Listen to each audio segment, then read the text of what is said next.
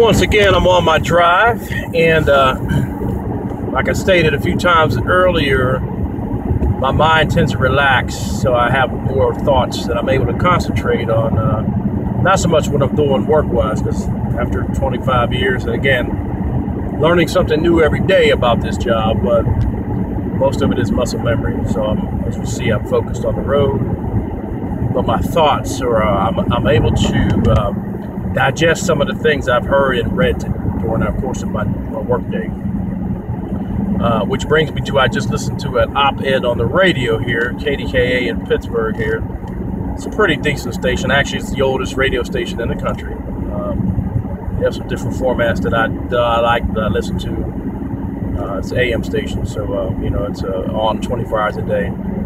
But I'm listening to one of the talk show hosts talking about, he's a baby boomer getting ready to retire, and you know, ruminating about some of the good old days of him growing up, his sacrifice in life that he's made, and he's worked hard for his family so they can have a better life, which is what we all want for the most part. It's why we do it. It's why we work, so that our children will be better off than we are, and have more and be more productive in society. At least that's what I believe most people want.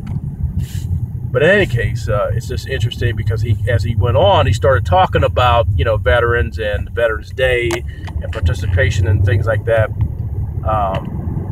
And that generation is special, no doubt. You know, the baby boomers and the World War II soldiers and sailors and airmen and Marines, no doubt. That was a very,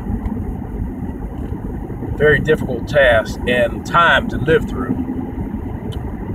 But then he goes on to say that he's disappointed and basically insulted by people protesting the flag.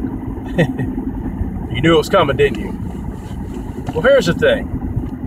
You know, in the 70s, people used to burn the flags at some of the rallies over the Vietnam War in protest.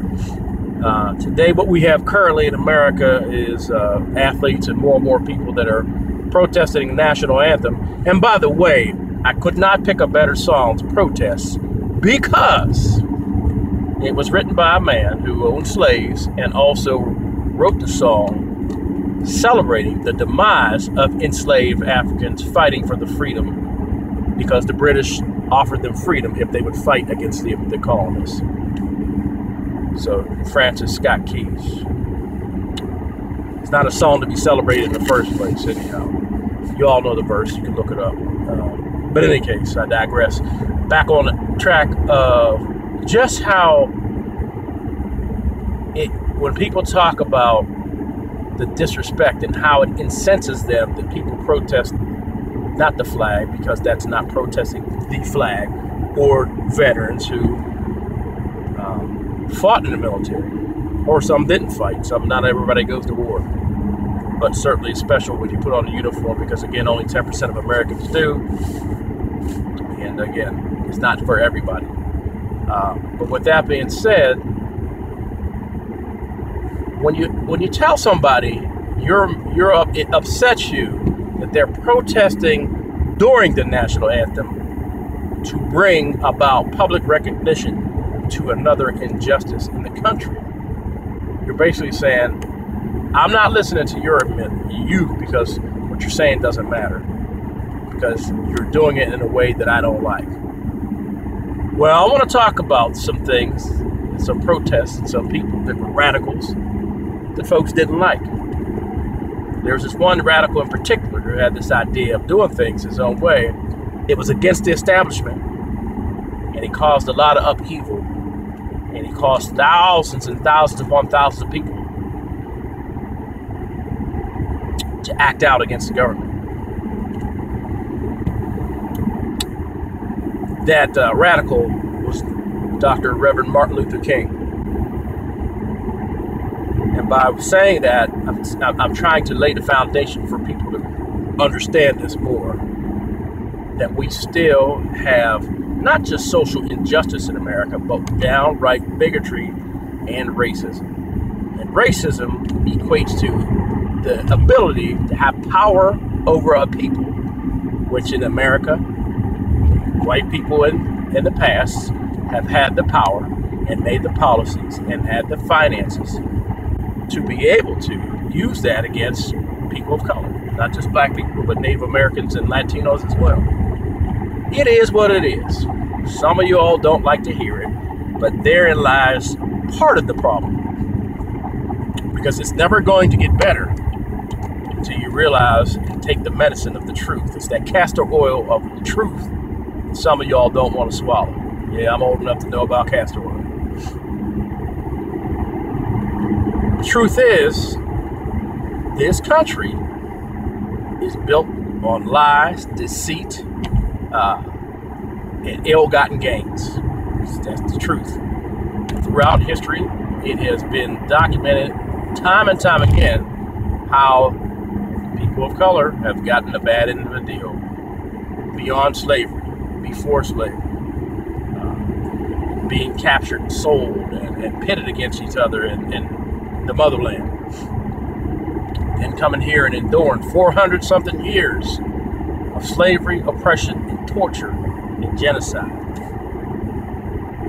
Only to come through those times, still be here, mind you, still be here. Still being a productive part of this country, a viable part of this country. Might I add that if it wasn't for the blood, sweat, and tears and sacrifice of life and limb by my ancestors in this country, America wouldn't be here. So we really did make America great. Something to think about. And even after slavery, all of the laws in the Jim Crow South and all the opportunities for blacks to be treated equal weren't really dealt with until the late 60s when the Civil Rights Act was passed in 1964. But before that time, we had all kind of laws, housing discrimination, redlining, which is very important. We talk about this a lot, but redlining was the separation of neighborhoods, segregated neighborhoods where blacks were in one part, usually the rundown areas with less opportunity, less industry, and they were not allowed, because the banks would not lease and give them money and loans to move into the other neighborhoods where they're more affluent, where there was businesses, and where there were people who were actually building the community up faster and getting a better return on their money. Now, if you don't understand what that means, the transfer of wealth and knowledge, generation after generation after generation, you're going to have a greater outcome. You're going to have a greater wealth. You're going to have a greater understanding. You're going to have a greater place in the social stature in America, or any society.